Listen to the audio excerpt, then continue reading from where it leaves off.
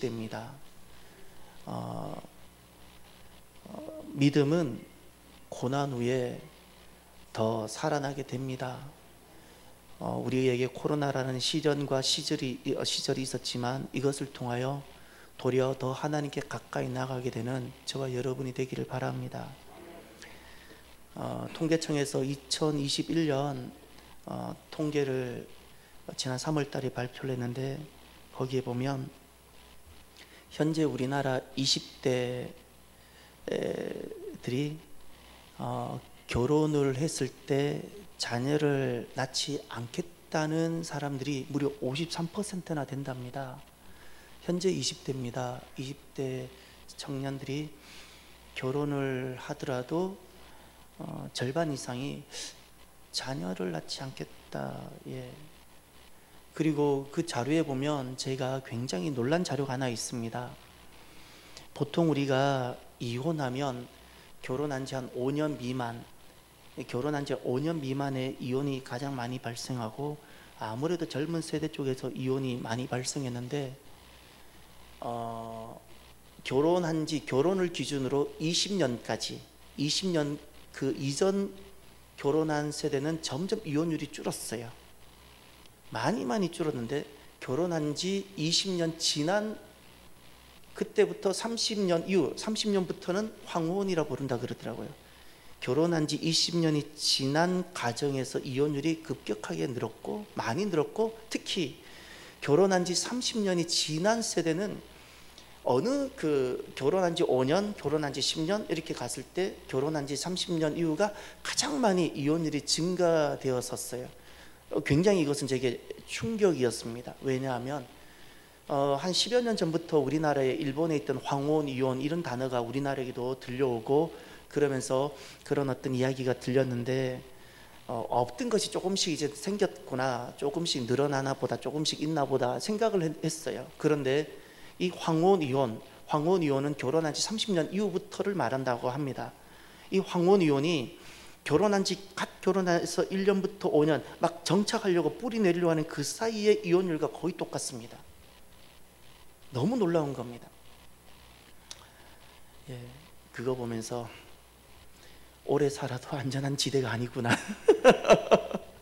처음에는 서로 만나서 서로 성격도 다르고 삶의 스타일도 다르고 서로 맞춰간다고 힘들다고, 그래서 이렇게 그래 어려움을 겪나라는 생각도 해봤는데, 나이가 들고 이제 충분히 서로를 알만하고, 충분히 이제 서로의 성격도 알고, 눈빛만 봐도 알만한데도 안전지대가 아니더라는 겁니다. 많이 축복하고 싶은 분들이 계십니다. 결혼 20년이 지나서 함께 계시는 분들을 축복합니다. 많이 축복합니다. 하나님 은혜입니다. 오늘 우리가 살아가고 있는 것은 오직 은혜입니다. 저는 이제 그런 모습을 보면서 이런 생각이 듭니다. 이게 지금 현재 우리나라의 모습이지 않습니까? 젊은 세대는 결혼해도 자녀를 생각을 하지 않습니다가 무려 53%나 되고, 황혼 이혼이 많아지고, 이것이 현재 우리의 실상입니다. 이것을 보면서 이런 생각이 들었습니다. 오늘날 우리가 무엇을 위해 살아야 되는지를 잃어버리고 있구나. 그 통계 자료를 보면서 내가 힘들어도, 내가 아파도, 때로는 사람은 내가 무엇을 위해 살아야 되는지가 있으면 견디는데, 오늘 우리를 보면서 내가 무엇을 위해 살아야 되는지를 잃어버리고 있구나. 우리는 오직 딱 3가지 요즘 가치만 남아있는 것 같습니다. 오늘 이렇게 시대를, 대한민국이라는 사회를 싹 돌아보면 제일 먼저 떠오르는 것이 행복, 두 번째 떠오르는 것이 번영, 세 번째 떠오르는 것이 성공. 젊은 사람이나 나이 든 분들이나 돌아보면 그저 다 행복, 그리고 잘 사는 것, 번영, 그리고 성공. 물론 성공의 기준이 다 다른데 이것만 이렇게 가득 차 있어 보입니다. 이제는 이 사람을 흔들어 봐도 저 사람을 흔들어 봐도 사명을 발견하기가 너무 어려워요. 사명의 자리에 다 행복이 대체해버리고, 사명의 자리에다 번영이 다 대체해버리고. 전에는 선생님들이 그 길이 사명이었어요. 저는 제가 기억해요. 사범대에 가면 그 걸려 있었어요. 사도의 길인가? 우리는 교사가 아니라 스승이라는 겁니다. 돈 벌러 가는 직업인이 아니라는 거예요. 예전에는 세상에서도 이런 그 사범대학에도 우리는 스승이라는 이 스피릿, 사명이라는 게 사명. 이렇게 의사도 사명이었고요. 그때는 우리가 하는 이 모든 것이 사명으로 자리 잡았었어요. 그런데 이제는 사명은 다 지워지고 행복만 남아있고 번영만 남아있고, 어떻게 하면 나의 성공만 있을까? 저는 제가 여기까지 오기까지 제게 영향력을 주신 여러분들이 계십니다. 그 중에 한 분이 제게는 김중근 목사님이십니다. 제가 너무나도 영적으로 갈망하고 목마를 때, 이 영적 갈망을 아무도 채워주지 못할 때, 너무나도 주님을 알고 싶은데 제가 드리는 질문과 이런 것에 해답을 주지 못했던 청소년기, 너무나도 갈망하고 하나님 알고 싶은데 이 목마름이 그분을 만나고 마치 스펀지가 막 물을 빨아들이면서 물을 빨아들이는 것처럼 막 영적 성장이 있었어요. 제게 선교가 무엇인지를 알게 해주신 분입니다. 교회만 알았던 저, 교회만 좋았던 저, 교회가 전부였던 저에게 선교가 무엇인지, 세상이 무엇인지, 하나님 마음이 어떠한 것인지를 제게 처음으로, 그리고 지워지지 않는 가치로 제게 새겨주신 분이 그분이십니다. 제게 있어서 그분은 누구입니까? 라고 소개하면 저는 딱 두 가지로 말씀을 드릴 수 있습니다. 그분은 제가 만났을 때 20대 초반, 저는 대학을 1, 2, 3, 4학년을 스트레이트로 다니고 군대를 갔기 때문에 20대 초반, 그 시절에 그분은 60대 중반이셨던 걸로 기억합니다. 그러니 그때는 그분이 얼마나 나이가 많이 들어 보였나 모르겠어요. 그런데 제게 있어서 그분은 어떤 분인가, 그분 탁 가슴을 열어젖히면 그분 속에는 예수로만 가득하신 것 같아요. 예수로 충만하신 분이 있어요. 그냥 예수로 가득하셨어요. 그분은 예수로 엄청나게 설교가 대단한 것이 아니었는데 항상 우리들에게 도전이 되었던 것은 공부하는 이유가 무엇입니까?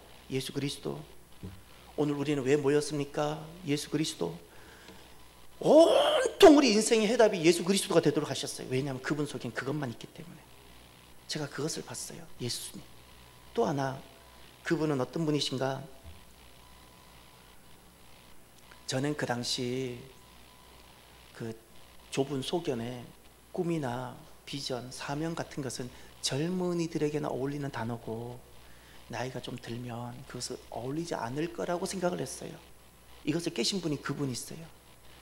저는 비전은 20대나 이야기하는 20 젊은이들이 향유하는 단어인 줄 알았는데 그분이 제 가슴보다 더 큰 비전을 품었고, 제가 생각하지 못한 비전을 품고, 제가 도무지 상상하지 못했던 사명의 삶을 살아가더라고요. 60대인데 그분은 1990년도, 그때가 대학 제 4학년 때, 1학년 때, 2학년 때, 3학년 때는 우리 CCC맨들이 충북 영동으로 다 모였어요. 그때 한 6,000명, 7,000명 모였어요. 그렇게 4박 5일 집회를 했어요. 끝나고 나면 2박 3일 거지순례 전도를 떠났어요. 근데 이제 사람이 더 많아져서 제 4학년 때는 몽산포로 모였습니다. 태안에 가면 몽산포가 있죠. 저는 몽산포를 해수욕하러 간 것이 아니라 제 인생의 첫 번째 몽산포는 그곳에서 그 뜨거운 때약볕에 텐트를 치고 4박 5일간 집회했던 장소입니다. 근데 그때는 아직 중국이 개방되기 전입니다. 중국이 아직 문이 열리기 전인데, 우리가 몽산포가 서쪽이잖아요. 한 10,000여 명 모였는데 이 젊은 대학생들이 김중근 목사님을 중심으로 중국을 향해 손을 들고, 주님, 저 중국에 10만 명 선교사를 보내주십시오. 저 중국이 돌아오게 해주십시오. 10만 명을 보내주십시오. 조국 통일을 두고 저 북녘 땅 회복을 위해서 이 민족이 다시금 푸르고 푸른 그리스도의 계절이 되게 해주십시오라고. 저는 그분을 보고 사람은 나이와 관계없이 사명이 생기면 어떻게 사는지를 보았어요. 저는 그분을 보고 살아있으시구나, 살아있구나. 그리고 정말 살아있는 생명이 있으니까 젊은이들 심장을 뛰게 하더라고요. 저는 이제 하나 깨닫는 바가 있습니다. 이제 그분은 주님께로 돌아가셨고 이제 덩그러니 그 모든 과제가 우리들에게 돌아왔는데 이제서 제가 깨닫는 바가 있습니다. 지난날 정말 젊었을 때 입에서는 비전을 이야기하고 이제 입에서는 뭐 사명, 미션을 이야기했지만 그 당시에 왜 그것이 어려웠는지 제가 이제 깨닫습니다. 왜 우리가 비전이 이해가 되지 않았을까요? 왜 미션이 어려울까요?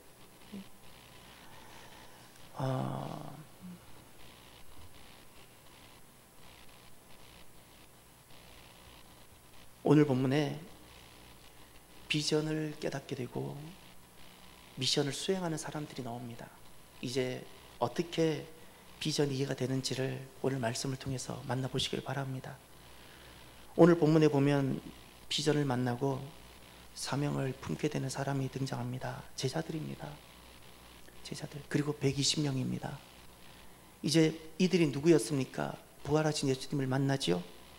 그리고 두 번째가 있는데 예수님을 부활하신 예수님을 만납니다. 그리고 두 번째가 이 부활하신 예수님과 40일간 특별한 시간을 갖습니다. 40일간 부활하신 예수님을 따릅니다. 특별한 영적 양육이 있습니다.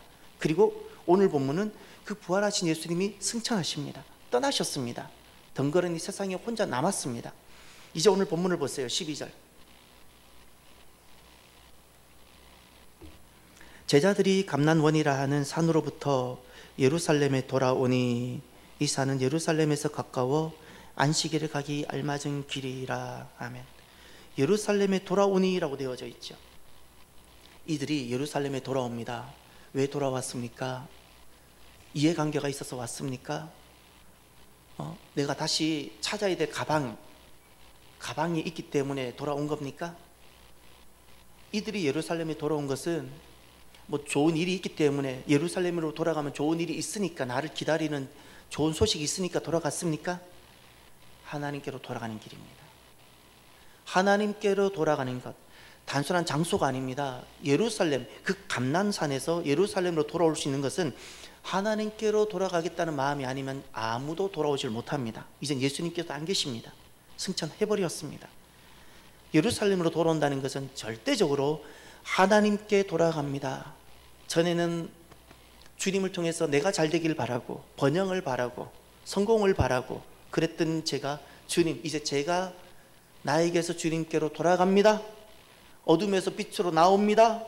나의 유익에서 헌신으로, 드림으로 나아갑니다. 이것이 예루살렘으로 돌아오는 겁니다. 비전이라는 것은 왜 우리가 비전이 어려웠을까요? 이해가 되지 않았을까요? 그렇게 많은 비전 강사들 세미나를 가만히 들어보면 이렇게 이야기를 합니다. 사람들이 먼저 살았던 좋은 길들을 소개들을 막 합니다. 마치 직업 비슷하게. 직업이라 말하면 좀 그러니까 어떤 일과 관련된 어떤 성향들, 뭐 태도들 막 이야기하고 나의 성격, 나의 성품, 나의 취향들을 또 고려한 다음에 가장 적합한 것을 선택하고 고르라고 합니다. 그러니 비전이 안 되지요. 그것은 비전이 아닙니다. 그렇게 비전을 그렇게 찾으니까 비전이 항상 어렵고 비전은 모호하고, 오늘 이 제자들이 예루살렘에 돌아옵니다. 그리고 실은 그들 가슴속엔 비전이 생겨납니다. 왜 그럴까요? 비전은 결정하거나 선택하는 것이 아닙니다. 발견하는 겁니다. 마치 감추인 보화, 농부가 감추인 보화를 땅을 이렇게 쟁기질하다가 발견해서 자기 모든 재산을 가지고 다 팔아서 그 감춘 부활을 찾는 것과 마찬가지로 발견하는 겁니다. 비전은 발견하는 겁니다. 어떻게 발견됩니까? 내가 하나님을 알고 하나님을 쫓아갈 때입니다. 내가 하나님을 알아가고 내가 하나님을 쫓아가면 그때 마치 감추인 보화처럼 내가 그전에는 보지 못했던 것을 하나 보게 되는데, 그것이 바로 하나님의 뜻과 하나님의 계획이 있으시구나, 하나님 목적이 보여집니다. 그 하나님의 계획과 하나님의 목적이 나에게 쑥 들어오는데 그것이 나에겐 비전이 되는 겁니다. 비전이. 내가 생각했던 것보다 훨씬 더 큰 가치가 있구나. 전에는 내 자녀가 제일 소중한 가치고, 전에는 내 재산과 내 직업이 가장 큰 가치였는데, 이 가치를 뛰어넘는 것이 있었구나. 이것을 보게 되어지는 거예요. 이것을 비전은 하나님을 알아가고 하나님만을 쫓아갈 때 그때 인생이 하나님이 그림 그리고 계신 그림을 보게 됩니다. 그때 비전을 발견하는 겁니다. 내 가슴에 그것이 비전이 됩니다. 오늘 이 제자들이 하나님께로 돌아옵니다. 그리고 그들 속에 하나님의 그림이 그려집니다.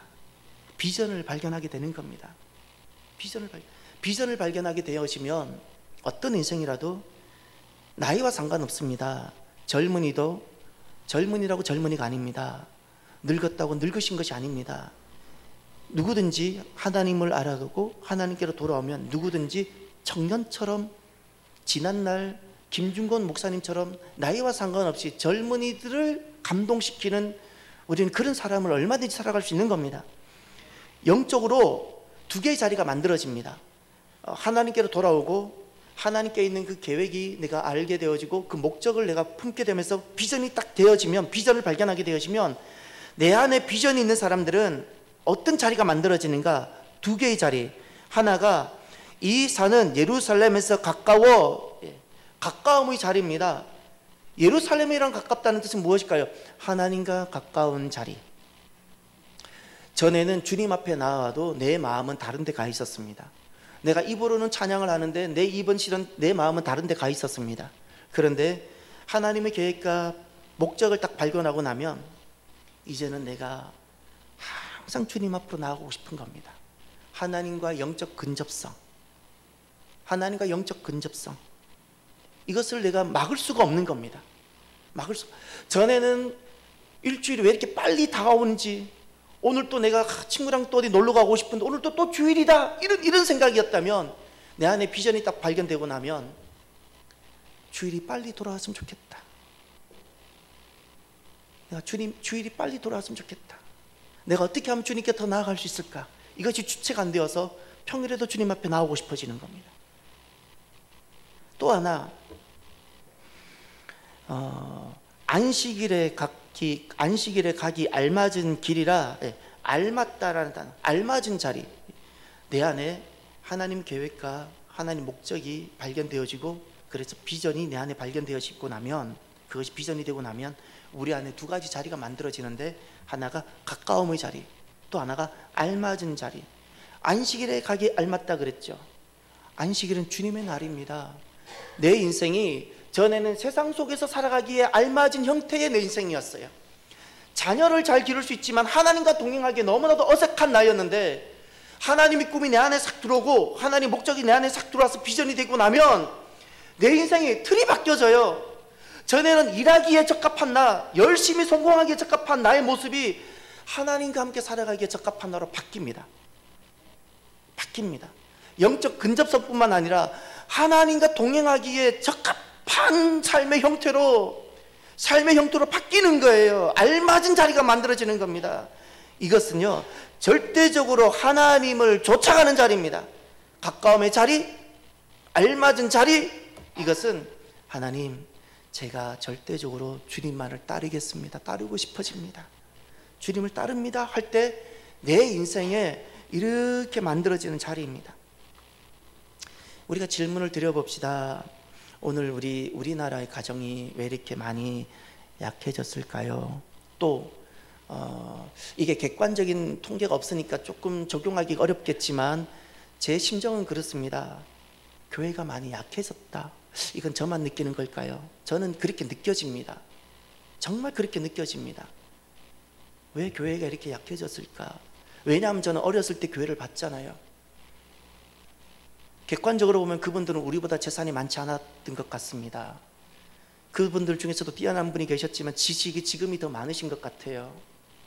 여러 가지로 사회학적인 그리고 객관적으로 비교해 보면 지금이 더 좋습니다. 그런데 지금이 약합니다. 왜 약할까? 우리가 하나님을 알아가고자, 우리가 하나님만 쫓아가고자 하는 믿음이 부족하기 때문입니다. 하나님은 지금 또 내 몸뚱아리가 이 자리에 와 있어도 내 몸을 보지 않으시고 내 가슴을 풀어헤치고 하나님은 내 마음을 보기를 원하세요. 너의 마음에 나의 꿈이 너에겐 비전으로 있는지를 하나님 확인하고 싶으세요. 확인하고 싶으세요. 하나님은 항상 마음을 보세요. 마음을 보세요. 우리가 하나님의 목적과 내 마음이 너무 다르니까 우리 너무나도 많이 나의 행복을 추구해요. 이게 당연한 것처럼. 우리는 번영이 아니면 내 삶은 잘못됐다 생각을 해요. 언제부터 우리가 이렇게 됐나 모르겠어요. 왜 우리가 번영해야 내가 성공하고 잘 산다고 생각하는지. 재산이 많고 여러 가지 환경이 좋아지면 그거 진짜 잘 사는 건가요? 그게 진짜 잘 사는 건가요? 물어보세요. 나 자신에게 물어봐야 되지 않습니까? 내가 잘 산다는 것과는 그건 관계없는 일이잖아요. 왜 그런데 우리는 그것에 가치를 두고 살아가는지. 가장 비통할 때가 있습니다.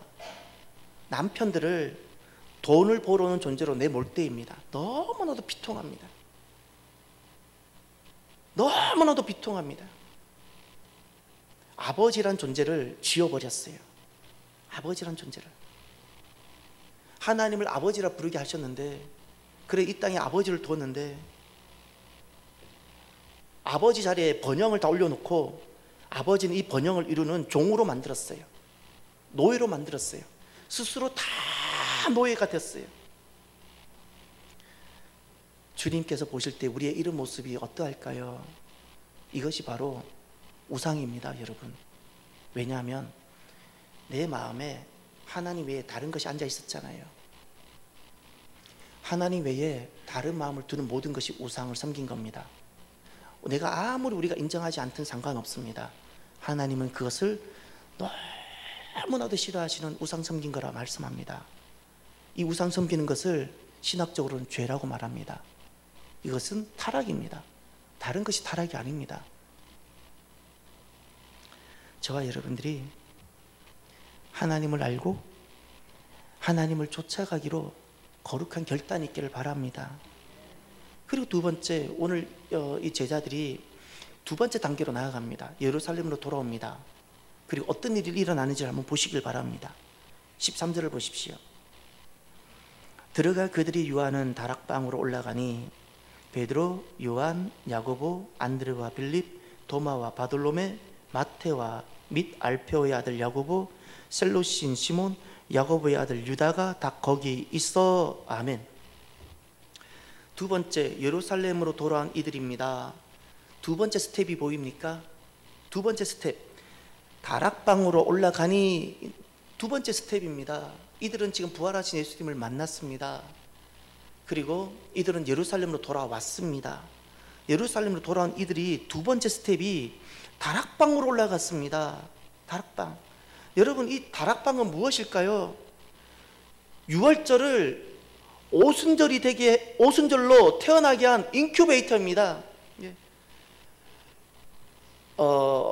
예수님을 만난 이 사람을 성령에게 붙들림을 받도록 한 인큐베이터, 이곳이 바로 다락방이었어요. 이 다락방에서 어떤 일이 있었는가를 보십시오. 마지막 성만찬이 있었어요. 예수님은 이곳에서 제자들과 마지막 유월절 식사를 하셨고, 그것을 성만찬으로 제정하셨습니다. 그리고 그곳에서 제자들이 발을 씻겨주셨어요. 지금 이 다락방입니다.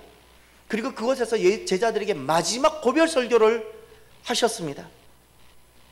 지금 그 자리입니다. 그 자리로 지금 제자들이 올라가는 겁니다. 그 자리입니다. 놀랍게도 그리고 그 자리에서 성령으로 임하신 주님을 만납니다. 이게 오순절입니다. 오순절이 이곳에서 임합니다. 바로 오순절이 임했던 자리가 바로 이곳입니다. 이 세상에 처음으로 하나님 나라 새백성이 만들어졌는데 그 자리가 마가 다락방입니다. 그것을 교회라 부릅니다. 교회라 부릅니다. 비전은 우리로 하여금 그냥 가만히 있지 않게 하고, 비전은 반드시 우리로 하여금 미션이 일어나고 사명의 삶을 살게 합니다. 그리고 그것을 향해 모험하게 합니다. 왜 모험이라 말하는가? 보이지 않습니다. 비전은 마지막 그림이 보이는 겁니다. 그림이 보입니다. 그러면 이 그림을 보고 이 그림을 봤기 때문에 우리로 하여금 어떤 삶을 살게 합니다. 이것이 미션입니다. 살게 됩니다. 그러나 왜 모임인가요? 이 과정이 다 보이지 않습니다. 제자들이 지금 마가다락방으로 돌아왔습니다. 이 모든 그들의 스텝이 다 보였을까요? 안 보입니다. 그런데 그들은 주님을 알아가고 주님을 쫓아가는 그 한 마음으로만 왔을 뿐입니다. 아브라함을 기억하십시오. 하나님께서는 아브라함에게 하나님 목적을 계시하시고 보여주셨습니다. 땅을 보여주셨고 자녀를 약속하셨고 그리고 세 번째 복에 대한 말씀을 하셨습니다. 그러면 이 땅이라는 것이 무엇일까요? 내가 내게 지시한 땅으로 가라 했을 때 그 땅은 무엇일까요?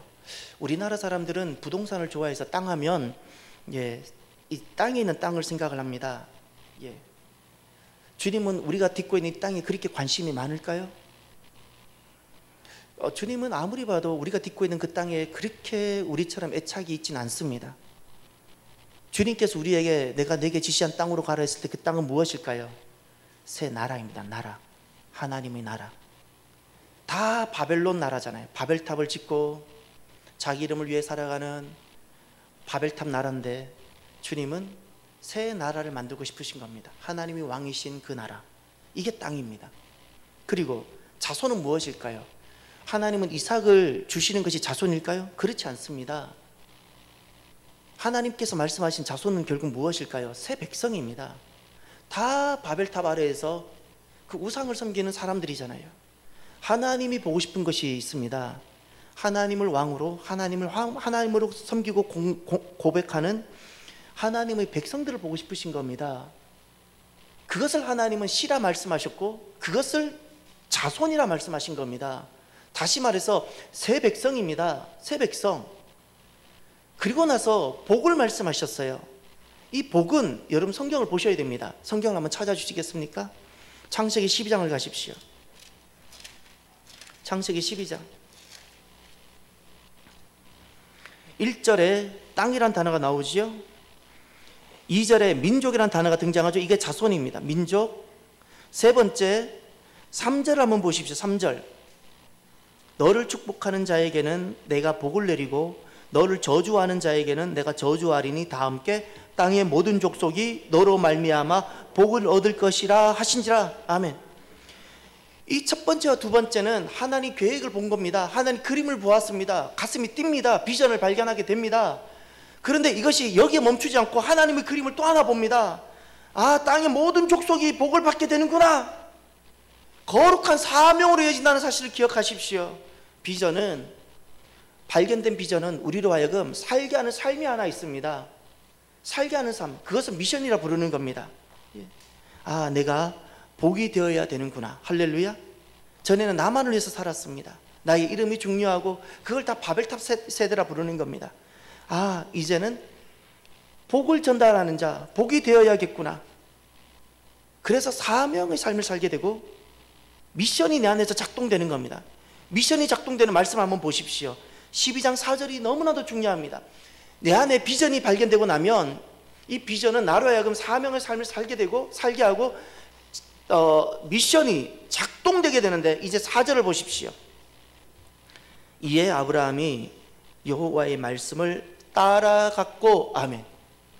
지금 이것이 아브라함이 가나안이 계산을 해봤더니 앞으로 지역이 좋아지겠구나 이런 계획으로 간 것이 아닙니다. 주님께로부터 발견된 이 비전 때문에 내 안에 이제 무엇이 작동되는 거 아니, 사명이 작동되는 겁니다. 할렐루야. 이 12장 4절이 사명이 작동되고 있는 아브라함의 모습을 보여주고 있는 겁니다. 사랑하는 성도 여러분, 우리가 다락방으로 올라오시기를 바랍니다. 다락방으로 올라오셔서 내 안에 이 미션이 작동되는 인생이 되십시오. 하나님을 가까이 하고 내가 하나님을 알아가고 하나님을 쫓아가면 하나님의 계획과 목적을 발견하면서 내 안에 비전이 생기게 되어지는데, 그 비전은 내 안에 미션을 작동하게 해서 내 삶을, 사명의 삶을 살게 합니다. 남편을 봐도 미션이 작동되어지는 거예요. 행복이 아니에요. 직장을 다녀도 다른 목적이 아니에요. 사명이 작동하는 거예요. 사명이. 교회도 마찬가지예요. 사명이 작동하는 거예요. 사명이. 이게 다락방에 올라온 사람들이에요. 다락방에 올라온 사람들. 오늘 보면 다락방에 그 올라온 사람들 이름이 있지요. 성경에는 일부분만 언급되어 있지만 실은 120여 명이라고 말합니다. 여러분, 이 120여 명에 나의 이름이 기록될 수 있어야 합니다. 생명록에, 계시록에 가면 생명록이라고 있습니다. 생명록에 이름이 기록되어 있는 사람들은 동일합니다. 아브라함 시대나 지금이나 무엇이 동일한가? 미션이 작동됩니다. 전에는 내 행복이 중요하고 행복이 작동되고, 내가 직장을 다녀도 다른 목적이 작동되고, 결혼해도 다른 목적이 작동돼서 그것이 내가 결혼을 유지하고, 그런데 하나님을 알아가고 하나님을 쫓아가고 내 안에 구원이 시작되고 그리고 비전이 발견된 사람들은 미션이 작동됩니다. 미션. 생명록에 이름이 있는 사람들의 모든 공통점은 미션이 작동되고 있더라는 겁니다. 저와 여러분들이 다락방으로 올라와서 미션이 작동되는 사람, 사명으로 살아가는 사람이 되길 바랍니다. 오늘 우리들은 회복되어야 될 것이 있어요. 우리의 삶이 하나님이 부르심이고 우리가 사명으로 살아가야 된다는 사실을 회복해야 합니다. 회복해야. 이것만이 대한민국의 희망입니다. 저는 여러분들에게 요청하고 호소하고 싶습니다. 이스라엘의 실패를 기억해 주십시오. 유럽 교회 실패를 기억해 주십시오. 정말 목마르게 목이 터져라 호소하고 싶습니다. 그들은 왜 실패했습니까? 우리보다 종교성이, 영성이 떨어져서 실패했다고 생각합니까? 그렇지 않습니다. 세상 속에 살아가면서, 주님 앞에 나오면서, 주님 앞에 나왔는데 내 마음에는 주님의 계획이, 주님의 목적이 내 안에 없어요. 주님 앞에 나왔는데 내게는 다락방의 인큐베이터가 없고, 그래서 오순절의 역사가 내게 없는 겁니다.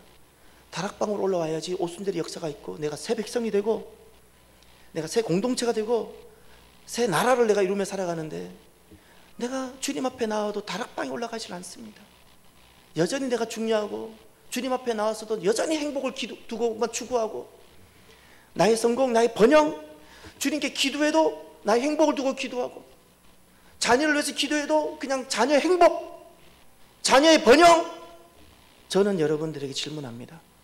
여러분들이 정말 우리 안에 예수님이 계시다면, 타 종교에, 불교에도 기도가 있고 타 종교에도 기도가 있는데 그들이 하는 기도와 내가 하는 기도가 무엇이 다른지를 증명해 내십시오. 증명해 내십시오. 우리의 모든 기도는 다 필요합니다. 어떤 것도 주님은 다 들으십니다. 그러나 10년 전에도 그 기도요, 지금도 그 기도라면 나를 돌아보셔야 돼요. 정말 심각하게 돌아보셔야 돼요.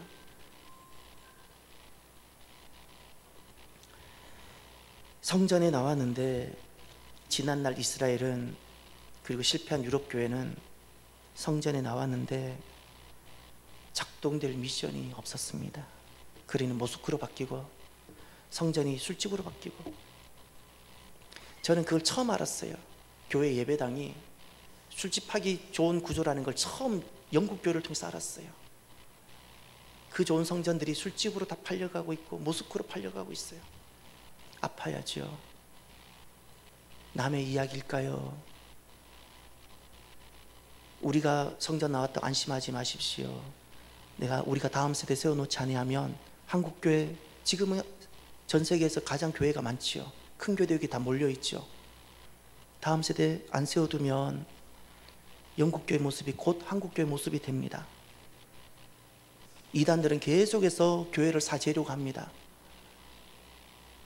굉장한 심각한 영적 전투 가운데 우리는 있는 겁니다. 미션이 작동돼야 돼요. 미션이 작동돼야 되고, 마가 다락방에 올라와서 6월절에서 오순절을 넘어가는 인큐베이터가 우리 안에 작동돼야 됩니다.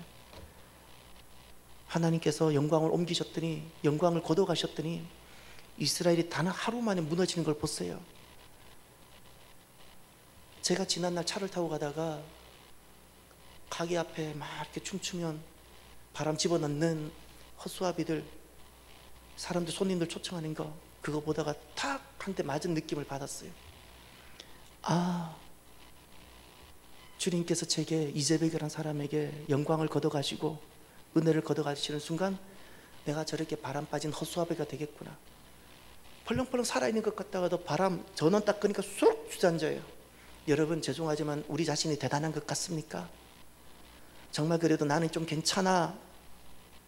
주님께서 전원 안에 끄면 우리 그냥 주저앉습니다. 이 사실을 기억하셔야 돼요. 하나님 은혜로 인해 살아가는 겁니다. 내가 정말 살아가는 삶은 사명을 따라 살아가는 삶입니다. 우리가 이 사실을 꼭 기억하십시다. 끝으로 오늘 이들이 다음 장면 하나 더 만듭니다. 마음을 다 같이 하여 오로지 기도에 힘쓰더라 장면을 만듭니다. 이제 다시금 오늘 성경으로 돌아가십시오. 14절을 보시면 여자들과 예수의 어머니 마리아와 예수의 아우들과 더불어 마음을 같이 하여 오로지 기도에 힘쓰더라. 아멘. 지금 6월절에서 오순절로 넘어가는 이 인큐베이터가 마가 다락방이 되는데 그 자리에서 어떤 일이 있었는가 하니 마음을 같이 해서 오로지 기도에 힘쓰는 역사가 있었습니다. 어떻게 마음이 같아질 수 있을까요? 100명이면 100명의 마음이 다 다르지 않습니까? 그걸 우리가 고통스럽게 우리 한국교회 안에서 낱낱이 다 보고 있지 않습니까? 저는 자주 질문을 합니다. 하나님, 왜 하나님 백성들의 마음이 이렇게 다르지요? 우리가 언제 마음이 같아질까요? 이겁니다. 전심으로 주님을 알고 전심으로 주님을 쫓아갈 때 그때 하나가 됩니다. 무엇이? 마음. 전심이란 단어를 기억하십시오. 주님은 입술로만 찬양하고 입술로만 주님을 몸으로만 주님을 따르는 것을 다 받지 않습니다. 주님은 지금 또 내 마음을 보십니다. 너는 마음을 진짜 나를 향하고 나를 알아가길 원하고 나를 정말 좇기를 원하느냐? 그때 그와 같은 사람들이 하나가 됩니다. 그때 하나가 되는 겁니다. 마음이 하나가 되지 못한 이유는 간단합니다. 마음에 품고 있는 것이 다르기 때문입니다. 몸이 같이 앉아 있어도 마음에 품고 있는 것이 다르기 때문에 하나가 되지 못합니다. 놀랍게도 다락방이라는 곳은 어떤 곳인가? 6월절에서 오순절로 6월절을 인큐베이터에서 오순절이 되게 하는 그 다락방은 마음이 하나였습니다. 할렐루야. 마음이 하나였습니다. 무엇이 하나 되게 합니까? 하나님을 알아가고 하나님을 쫓아가는 것. 이곳에서 10일간의 거룩한 기도가 있었습니다. 10일간의 기도가 있었습니다. 오로지 기도에 힘쓰더라. 여러분 질문 한번 해보십시오. 그 당시 120명은 그 마가 다락방에서 어떤 것을 기도했을까요?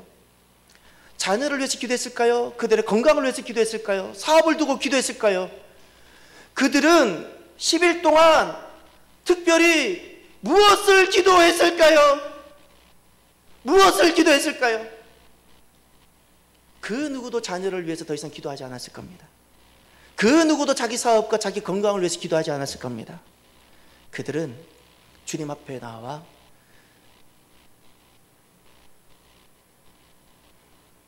자기 삶을 하나님 앞에 희생제물로 드리는 거룩한 언약의 기도를 드렸을 겁니다. 더 이상 내가 이 120명은 지금 이들을 통해서 하나님은 오순절의 역사를 만들고 새 백성을 만들었고 새 나라를 만들었는데 이들은 누구였는가? 이들은 그저 하나님만 있었던 사람, 그들에게도 자녀가 있었고 가정이 있고 사업도 있고 오만 가지가 다 있었지만 이제 그들은 그 모든 것을 내려놓고 이들에게는 딱 한 가지, 하나님만 있는 겁니다. 하나님만 있는 겁니다. 그분만 알아가고 싶으신 겁니다. 이것을 언약적 기도라고 좀 말하고 싶습니다. 언약적 기도예요. 피로써 맺는, 내 목숨으로 맺는 약속이 언약입니다. 이제는 내가 그 주님의 사랑도 받았고 비전의 주님의 그 목적과 계획도 내가 알게 되고 내 안에 막 이 사명, 미션으로 막 작동이 되게 하는 일들이 일어나고 나니까 이제 내가 주님 앞에 나아가는 겁니다. 주님께 응답하는 겁니다. 어떻게? 언약으로. 주님, 제가 제 남은 삶을 주님께 드립니다. 그리스도께 드립니다. 칼빈은 내 심장을 주님께 드립니다라고 고백했죠. 심장을 주님께 드립니다. 이 언약적 고백이에요. 목숨으로서 주님 앞에 응답하는 거예요. 더 이상 자녀의 문제가 아닙니다. 직장의 문제가 아니라 건강의 문제가 아니라 그런 수준을 뛰어넘는 기도예요. 그런 차원을 뛰어넘는 이 언약적 기도를 드립니다. 언약적 기도를. 그리고 주님께서는 그 언약적 기도를 드리는 그들에게 성령을 부어주셨고 새 백성, 새 나라가 되게 해주셨습니다. 사랑하는 성도 여러분,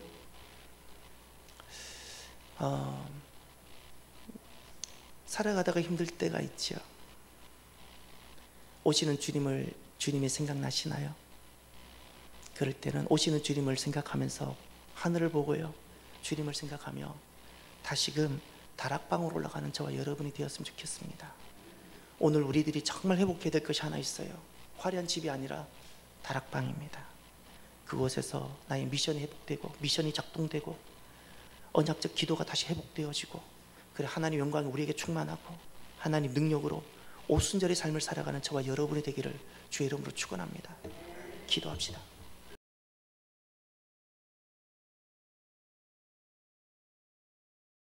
미션이 작동되어야 살아있는 사람입니다. 우리가 하나님과 동행하는 미션으로 살아가는 것이 익숙한 삶의 행태가 되었으면 좋겠습니다. 함께 다락방으로 올라가는 것을 두고 간절히 기도하길 바랍니다. 기도합시다. 할렐루야. 하나님 아버지 감사합니다. 하나님, 제자들이 주님 예루살렘으로 돌아와 다락방으로 올라갔습니다.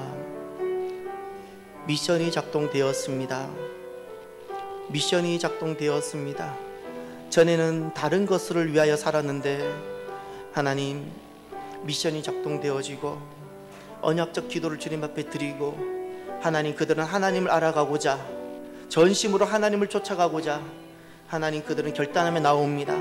거룩한 언약의 기도가 있었습니다.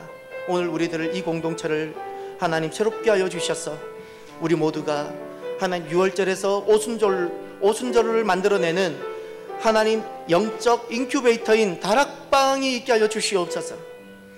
하나님, 하나님을 알아가고자 하는 심령들이 진짜 일어나게 하여 주시고, 전심으로 주님을 쫓아가고자 하는, 몸만 주님 앞에 나오는 이들이 아니라 전심으로 주님을 쫓아가고자 하는 하나님 거룩한 심령들이 일어나게 하여 주시고, 언약적 고백을 하고 하나님 언약의 기도를 드리며 나오는 이들이 일어나게 하옵소서.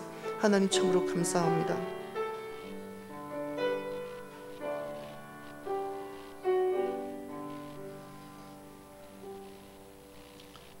주님, 6월절에서 오순절로 넘어가는 거룩한 영적 인큐베이터와 같은 다락방이 우리에게 만들어지게 하옵소서. 다락방으로 올라오게 하옵소서.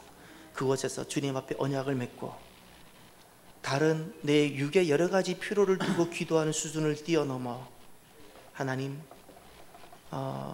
언약적 기도를 드리고 미션이 작동되는 우리들이 인생의 주여 되게 하여 주옵소서. 감사하며 예수님 이름으로 기도드립니다. 아멘.